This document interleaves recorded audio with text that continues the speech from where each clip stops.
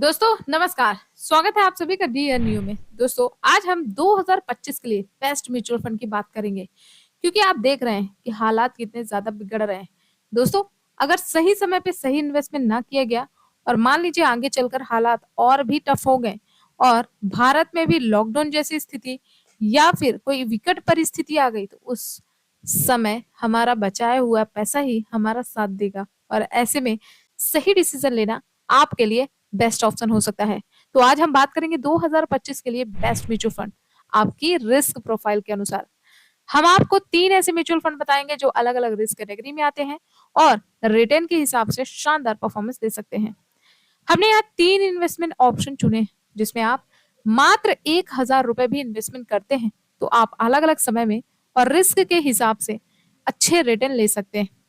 तो अगर हम बात करें पहले विकल्प, आप महज 1,000 रुपए ही निवेश करते हैं तो 4 सालों में लगभग आप 72,215 रुपए का फंड बना सकते हैं। यदि आप दूसरे ऑप्शन को चूज करते हैं तो आप 81,936 रुपए तक अपने फंड को पहुंचा सकते हैं और यदि ऑप्शन 3 को चुनते हैं तो ये फंड 63,40,869 रुपए तक का बन सकता है।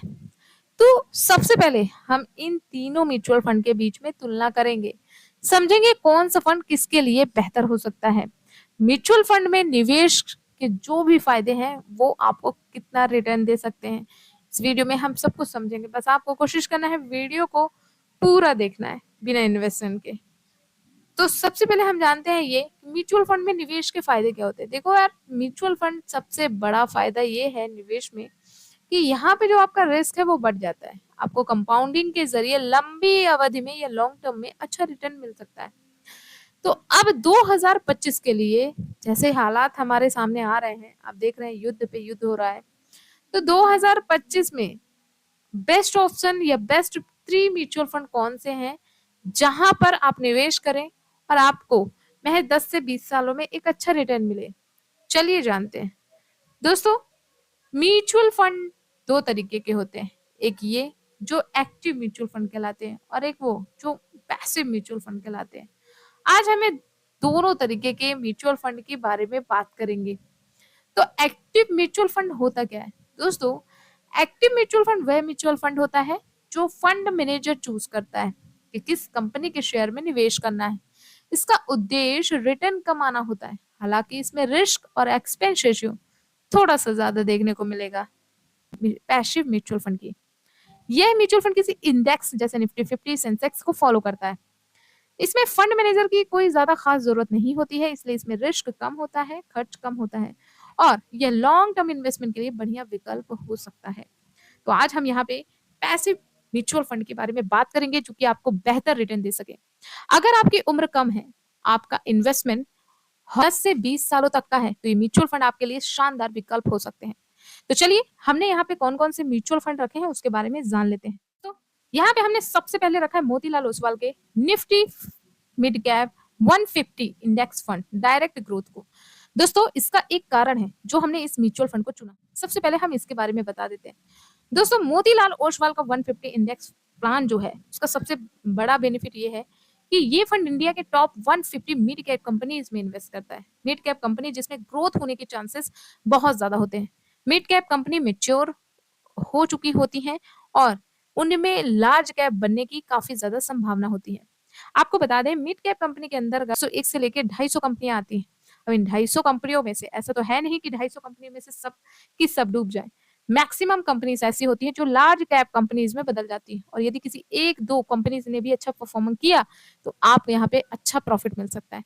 ये एक इंडेक्स फंड है जिसमें एक्टिव मैनेजमेंट नहीं होता, इसलिए इसका एक्सपेंस रेशियो बहुत ही लो होता है जो लॉन्ग टर्म रिटर्न को काफी अच्छा इम्पैक्ट करता है। अब बात करते हैं इसके थर्ड फीचर की। थर्ड फीचर ये है डाइवर्सिफिकेशन। हमेशा आपने सुना होगा कि कभी एक कंपनी में पैसे नहीं लगाना चाहिए, आप अलग अलग कंपनीज में पैसे डाइवर्ट करके लगाएं। इससे ये होता है कि यदि एक कंपनी से नुकसान हुआ तो दूसरी कंपनी उस नुकसान को कवर कर लेती है। इस म्यूचुअल फंड में 150 मिड कैप स्टॉक्स हैं जिसमें वो 150 स्टॉक में ही इन्वेस्ट करता है जो सेक्टर वाइज डाइवर्सिफिकेशन देता है और एक स्टॉक या सेक्टर रिस्क को कम करता है। तो यहाँ पे जितना अलग अलग म्यूचुअल फंड में या फिर अलग अलग स्टॉक में इन्वेस्टमेंट होगा उस हिसाब से उसका रिस्पॉन्स भी मिलता है। इसका एक बेनिफिट ये। नेक्स्ट बेनिफिट है कंसिस्टेंस इंडेक्स बेस्ड स्ट्रैटेजी। ये फंड इंडेक्स के अकॉर्डिंग ही इन्वेस्ट करता है, इसलिए ह्यूमन बेसिस या प्रेडिक्शन एरर का रिस्क नहीं होता है। लॉन्ग टर्म में इंडेक्स बेस्ड इन्वेस्टिंग ने काफी अच्छा रिटर्न दिए हुए हैं। तो ये कुछ 4 से 5 कारण थे जिसकी वजह से इस म्यूचुअल फंड को चुना गया।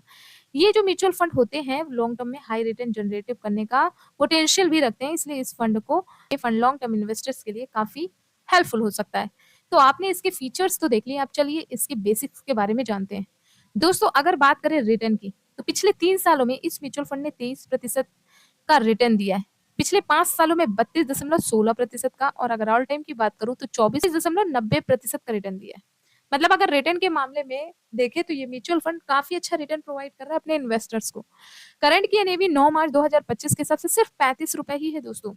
और अगर फंड साइज की बात करें तो अभी तक यहाँ पे 2126.13 करोड़ लोगों ने ऑलरेडी पैसा इन्वेस्ट कर रखा है। दोस्तों ये म्यूचुअल फंड 150 कंपनीज में पैसे इन्वेस्ट करता है, इसलिए यहाँ पे कोई ना कोई कंपनी लार्ज कैप कंपनी में जरूर बदलेगी। तो दोस्तों इसमें इन्वेस्टमेंट एक बेस्ट ऑप्शन हो सकता है।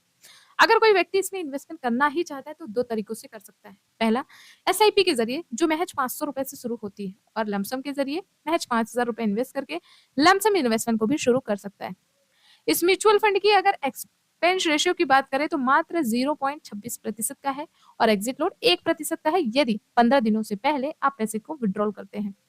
दोस्तों मोतीलाल ओसवाल इंडियन स्टॉक के साथ साथ अमेरिकन स्टॉक में भी इन्वेस्टमेंट करता है, इसलिए इसके रिटर्न के ज्यादा चांसेस होते हैं। तो ये म्यूचुअल फंड एक बहुत ही अच्छा म्यूचुअल फंड है। इसकी टॉप होल्डिंग की बात करें तो 100% इक्विटी में है।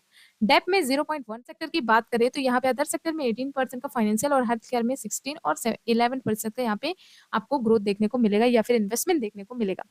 तो इस म्यूचुअल फंड को चुनना एक बेस्ट ऑप्शन हो सकता है।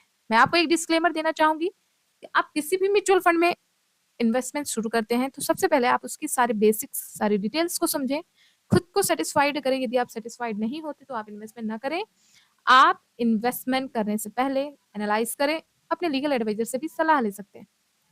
अब चलिए हम मूव करते हैं अपने दूसरे म्यूचुअल फंड के बारे में जिसका नाम है Parag Parikh flexi cap fund direct growth.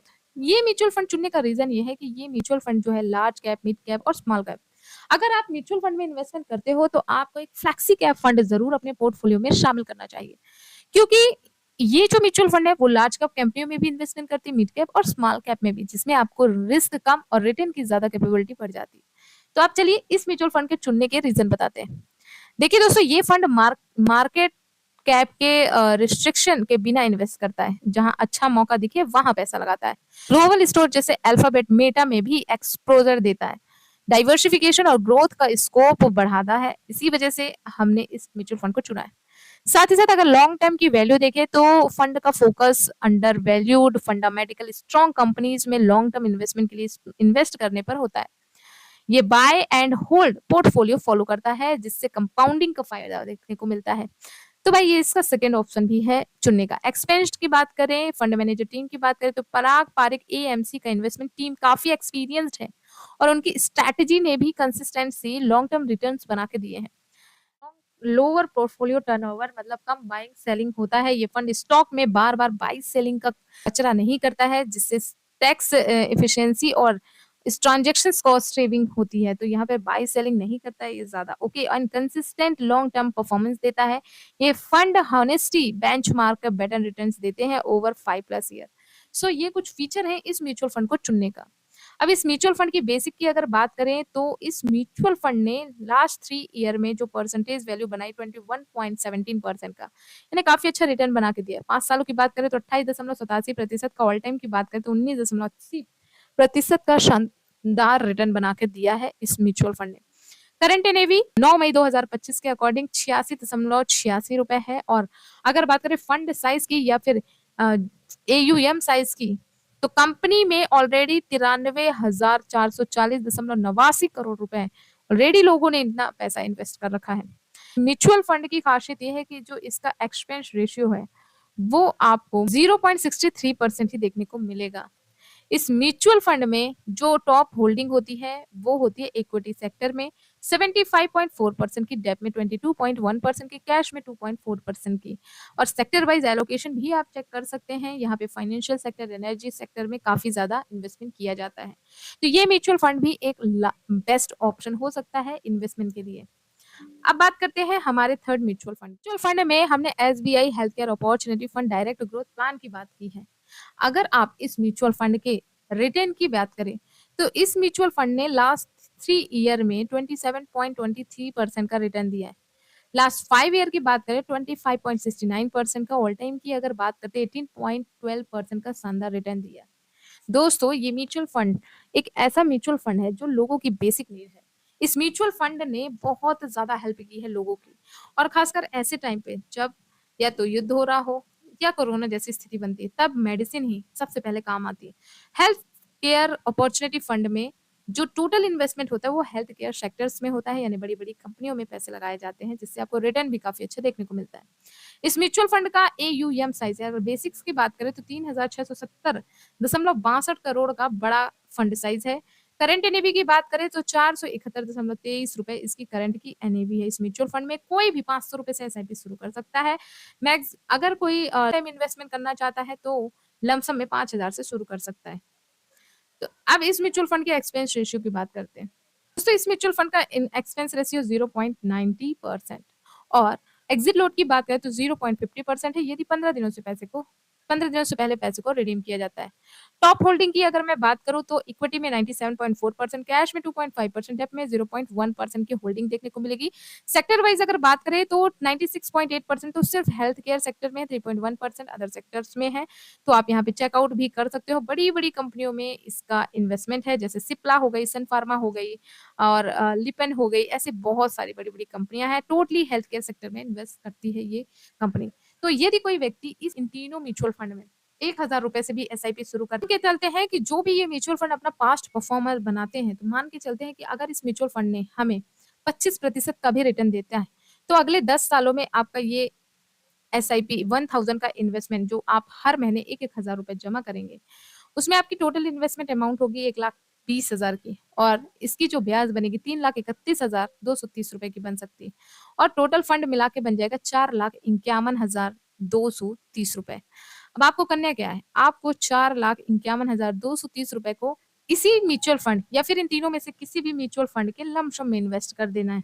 देखिए दोस्तों, अगर आप इस पैसे को निकलवा लेते हैं तो कहीं ना कहीं ये पैसे खर्च हो जाएंगे, जिससे आपके पास कोई बड़ा फंड नहीं बनेगा। लेकिन अगर इस पैसे को निकलवाने के बजाय आप किसी भी म्यूचुअल फंड के, यानी इन तीनों म्यूचुअल फंड के लमसम में इन्वेस्ट करते हैं, और इन म्यूचुअल फंड ने मान लीजिए 26% का भी रिटर्न बना के दिया, तो अगले सिर्फ 15 सालों में आपके पास 1,44,52,938 रुपए का एक बड़ा फंड होगा। दोस्तों हमें अंदाजा भी नहीं होता कि हमारी छोटी-छोटी इन्वेस्टमेंट हमारे लिए कितनी बड़ी वेल्थ बना के रखती है।